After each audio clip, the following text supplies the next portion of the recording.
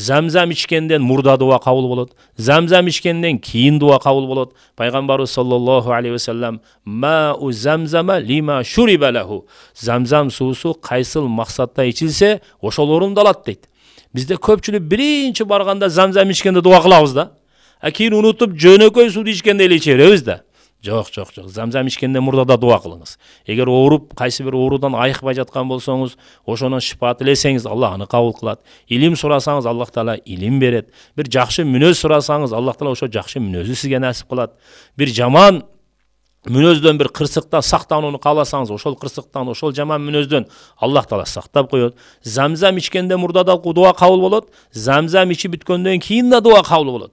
Ошон үчүн мына ушул ажылык сапарда канча жолу замзам ичесиз. Ошо бөлмөлөргө алып келип алып ичесиз. Ошол жерден, ошол замзамдын ошол булагынан барып ичесизби? Замзам ичкенде мурда да дуа кылыңыз. Замзам ичкенден кийин дагы ичиңизден дуа кылып туруп, анан замзамды ичкенден кийин да дуа кылып коюңуз. Ичерден мурда да жүрөгүңүздөн дуа кылып туруп, анан замзамды ичип коюңуз.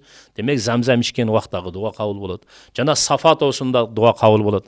Эми барганда умра кылабыз да. Ошо Сафа тоосуна чыкканда ошол жерде дуа кабыл болот. Жана Марва тоосунда дуа кабыл болот.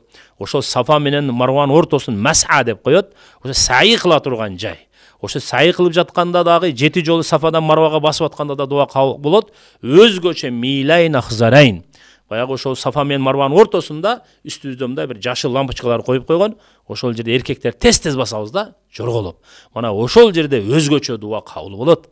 Жана ошондой эле Мина өрөөнүнө барганыбызда дуа кабыл болот.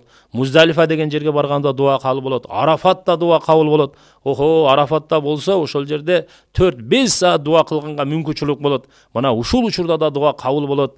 Жана ошондой эле шайтанга таш урган учурда кабыл болот. Мана алымдар мына ушул жерлерди эсептеп кеткен да.